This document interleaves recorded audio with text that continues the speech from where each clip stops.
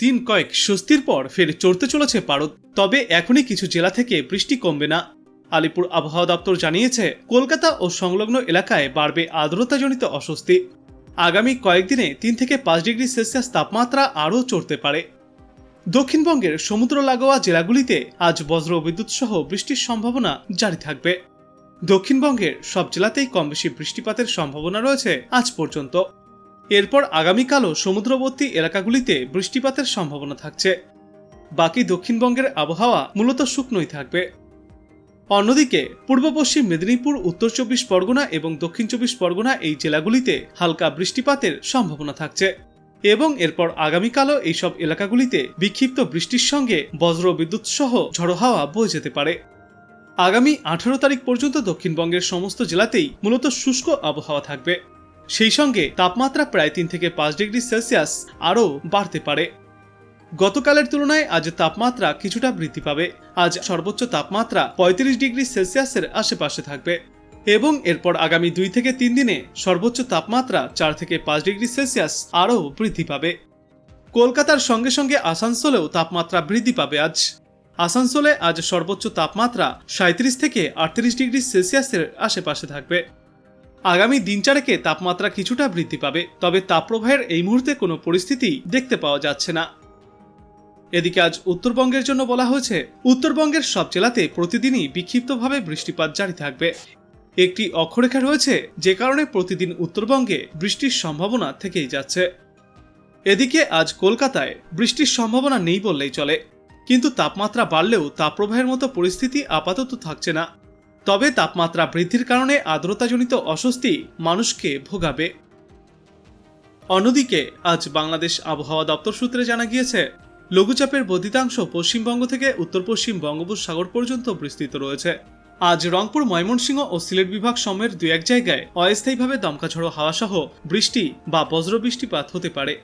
এছাড়া দেশের অন্যত্র অস্থায়ীভাবে আংশিক মেঘলা আকাশ সহ আবহাওয়া প্রধানত শুষ্ক থাকতে পারে।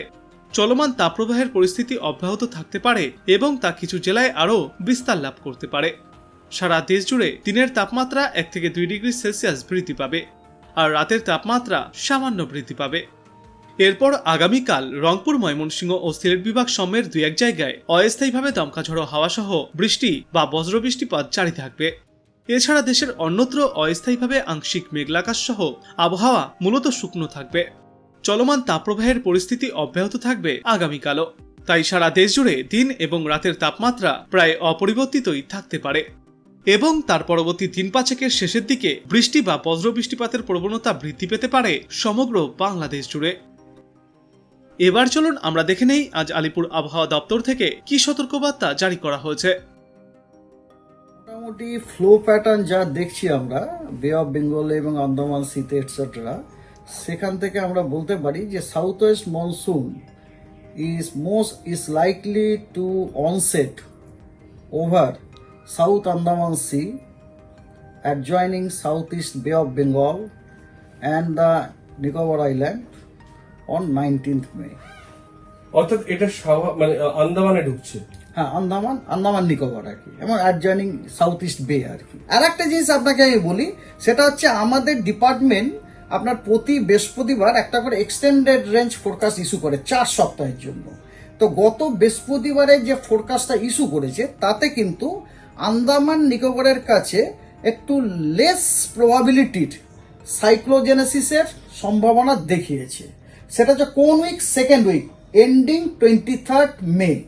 23rd মেতে যে উইকটা এন্ড করছে, মানে কতদিন হবে ভাই? 17, 18, 19, 20, 21, 22, 23, মানে 17 তারিখ থেকে 23 তারিখ পর্যন্ত যে উইকটি, ওই উইকটিতে আন্দামান নিকোবরের কাছে সাইক্লোন হওয়ার সম্ভাবনা আছে, কিন্তু তার সম্ভাবনাটা এখনো পর্যন্ত দেখা গেছে ওটা হচ্ছে লো প্রবাবিলিটি। ওটা হলো 20 তারিখের পরে, কিন্তু হলেও হতে পারে। আজকে বৃষ্টির সম্ভাবনা আছে, নেই যে তা না। যেমন ধরুন light to moderate rain with thunder activities at few places. Coastal যে ডিস্ট্রিক্টগুলো আছে ও সাউথের যে ডিস্ট্রিক্টগুলো আছে সেগুলোতে আপনার হওয়ার সম্ভাবনা আছে, কিন্তু অন্যান্য যে ডিস্ট্রিক্টগুলো আছে সেখানে আপনার খুবই হালকা ছিটে ফোটা বৃষ্টিপাতের সম্ভাবনা আছে। আজকে আপনার যা আপনার পূর্বাভাস ছিল সেই পূর্বাভাস অনুযায়ী দক্ষিণবঙ্গের সব জেলাতেই কোথাও মাঝারি বা কোথাও হালকা হালকা ফুলকা বৃষ্টির সম্ভাবনা আছে, কোথায় হবে। এমনকি ওয়েদারও দেখতে পাচ্ছেন, কারণ যে একটু স্ট্রং হিটিং, আর সকালের দিকে একটুখানি হিউমিডিটিও ছিল অন্য দিকের তুলনায় আজকে।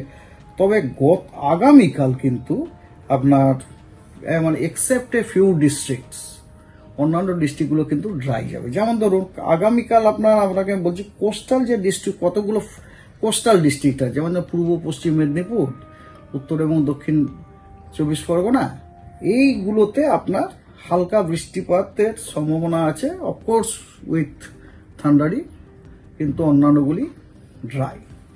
আর 15 তারিখের পর থেকে 15, 16, 17, 18 মানে টোটাল 7 ডেজের আমরা তো ওয়েদার দিই, মানে দুদিন বললাম 13, 14, 15, 16, 17, 18 এই 4 দিন কিন্তু আমাদের পূর্বাভাস হচ্ছে দক্ষিণবঙ্গ ড্রাই।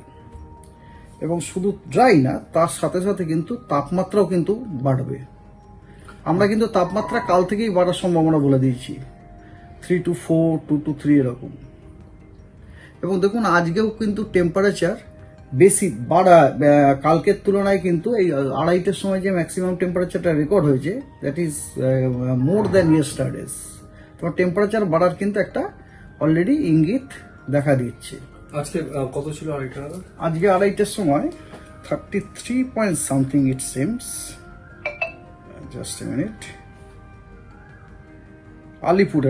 আলিপুরে আপনার 34.2, গতকাল আপনার ছিল 32.6, ওই রকমই ছিল প্রায়, না 33 পয়েন্ট সামথিং ছিল। তো যাই হোক, গতকালের তুলনায় আজকে আপনার 1.2 ডিগ্রি কিন্তু বেড়েছে। আর আসানসোলও আপনার 35.5, ওখানেও কিন্তু রাইজিং ট্রেন্ড।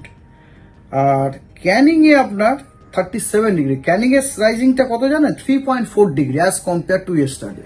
দেখুন এখন বাড়ছে, ধরুন 1 থেকে 2 ডিগ্রি এরকম ধরনের বেড়েছে। দেখুন হিটওয়েভ থেকে বাড়তে গেলে আপনার 40 ক্রস করে যেতে হবে, না 40 ক্রস করে যেতে হবে, বা 40 তো মিনিমাম, অন্যান্য জায়গায় কোনো জায়গায় 42, 43 এরকম ধরনের।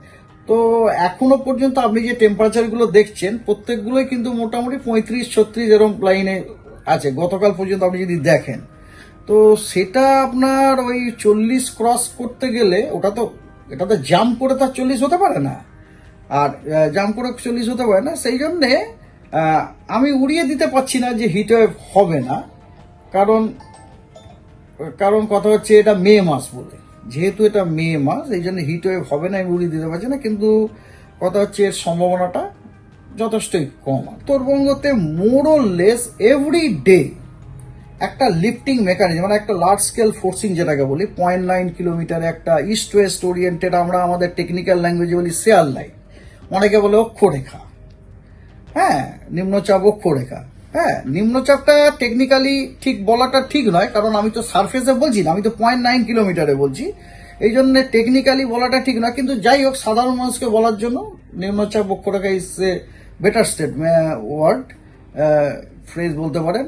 তো ওইটা কিন্তু প্রায় দিনই বিদ্যমান, কখনো আসাম থেকে ওইদিকে ওয়েস্ট ইউপি, কখনো আসাম থেকে বিহার, মানে ওর ওপর দিয়ে পেরোচ্ছে আর কি।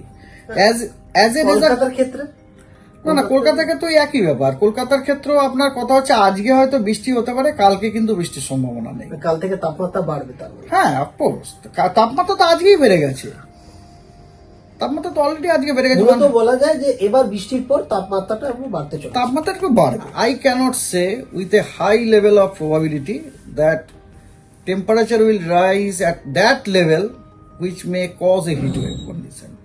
আর হিউমিডিটিও কিন্তু বাড়ার সম্ভাবনা যথেষ্ট আছে, কারণ কথা হচ্ছে উইন্ডের যে ডাইরেকশনটা সেটা কিন্তু আমরা অনেক সময় সাদারলিও পাচ্ছি। তার মানে আপনার এবং ওই যে সাদারলি উইন্ডটা, ওর যে আপনার হিস্ট্রি যেটাকে বলি আমরা এয়ার মাস হিস্ট্রি, ও হিস্ট্রিটা হচ্ছে ওসানিক, মানে ওসান থেকেই আসছে।